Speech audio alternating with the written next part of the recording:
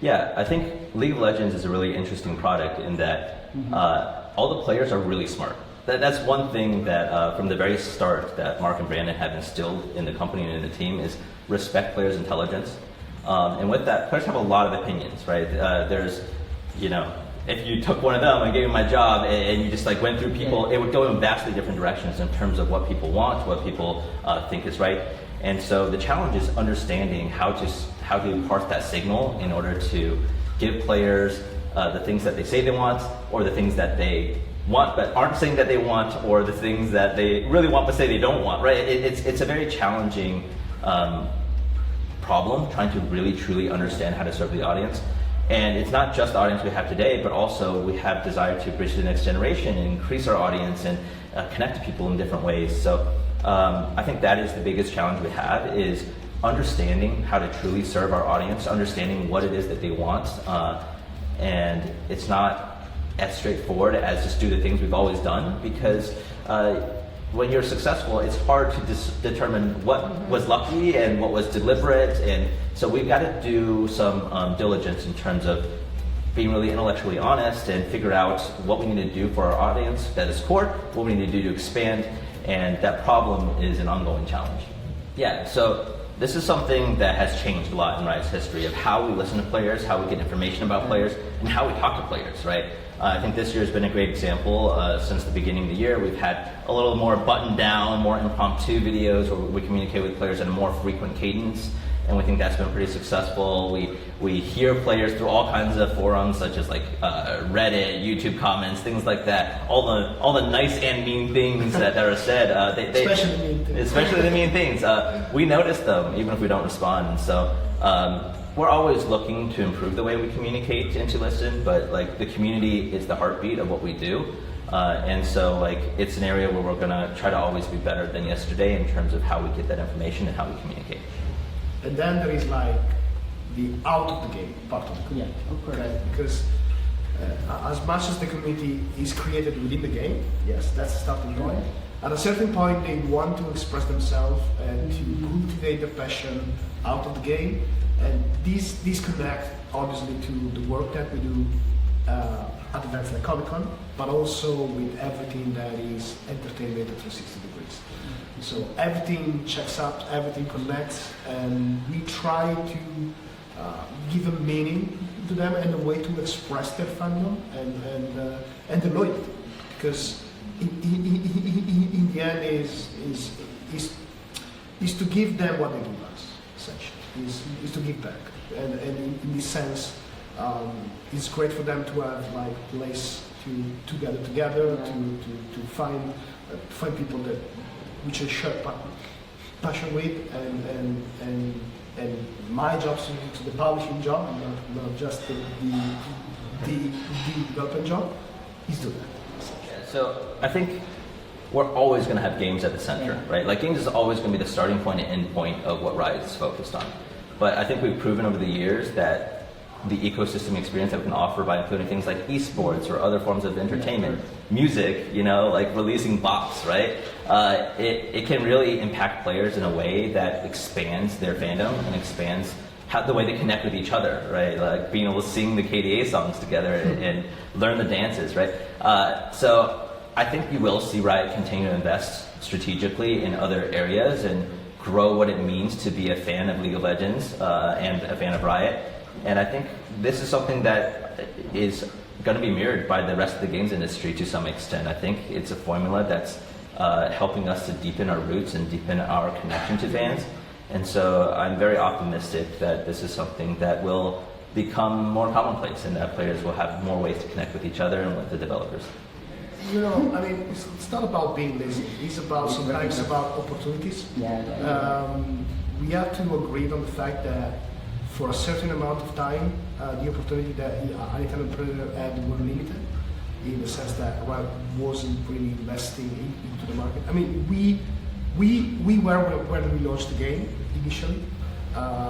Then obviously we had like some setback, and then we decided to come back because the community was still there, and it was a miss from our perspective to have players that were like we were connected essentially. We had some organization that did the job for us in a way, but they were much more focused on the esports side of the league. When we went back, we started building up, yes, the competitive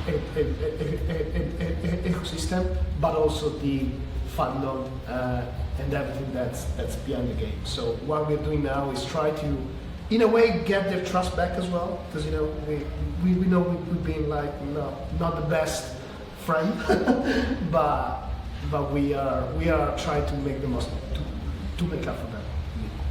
And 10 years is one demonstration. Esports is a huge part of our strategy. I think it's something to aspire to, something to be a fan of, and I think people are competitive all around the world. But like one of my favorite football players is Chiellini, right? And like I think he embodies like Italian fiery passion and competition. And I think it's not really surprising to me that esports in Italy is growing. And we want to make sure that we foster and have that ability in the game for players to be really competitive, because League of Legends is one of the best team sports on your digital devices that you have in the world, right? And so we're very focused on esports. We have a closer than ever partnership with our esports team in order to integrate the game and the esports experience, finding more ways for the top players to find their way organically into being in esports, and then allowing fans to connect with watching and then playing and watching again. So it's definitely a huge priority for us on the game side. And ultimately, as I mentioned, the fact that we had esports as the driving pillar for many years make this, yes, a key point. But at the same time, the approach was a bit top-down, not bottom-up. So one of the concepts that we're very vocal at Riot is the competitive pyramid. I spoke about this in a lot of instances, but essentially, esport intended as the professional plays actually sit into the middle from the top of the pyramid, and that affects a very few amount of people. But it's really important to have the basement, so where everyone starts, the grassroots, the amateur competition. Because if you don't have that, yes, you might have esport and you might have great spectacle, but it's not really rooted into the national pride. While building up talents, building up local heroes is what really drives esport forward. When I joined Riot in 2020, one of my first projects was exactly that, to try to build an outer ecosystem in order to push forward and have local talents and local heroes. It's a process. You cannot do like that and have talents, but we start seeing Italian players getting better and better, and this will of course make the whole ecosystem more healthier and interest for our community. Yeah, I think League of Legends is special because we just double down. Like we don't a lot of games, like once they're successful, they look for how do we expand. League of Legends spent many years of we're successful with these people. What do they want more of? How do we go deeper? How do we go deeper and deeper and deeper? And so we've quadrupled down on this audience that loves this game, and we've done it by both making the game better and better, but we've also looked for other ways to engage with them, whether that's esports, which we just talked about, or other forms of media.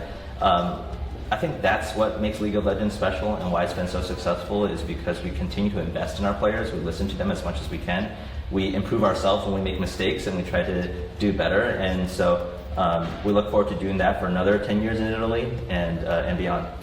Yeah, there's no secret. That's exactly what Pu said. Taking care of our players, make it so that they believe that their investment is well worth it, and that's the reason why they actually stick with us. So, again, we always said what was the secret sauce. And like it just comes back to caring, right? Like just really caring, that feeling that if something goes wrong, it feels really personally emotional, like we screwed up, or man, that's a bummer. Like it feels bad to screw up. Honestly, it does. Like whenever players are upset, rest assured there's people in the office who are very upset as well, because we're players, we're fans as well, and it's hard to see the criticism, but it's something we don't try to hide from, and we try to embrace and get better. I think maybe it's even to just improve as a player when something went wrong and I feel, left alone. I was like, no, I hate this game. But if you care, you feel involved in all the process. I mean, Paolo today on the panel, I don't know if you were saying it, but Paolo said the right thing. The best way to become a better player is to know how to learn from what you hear, from what you see. And we're not that different.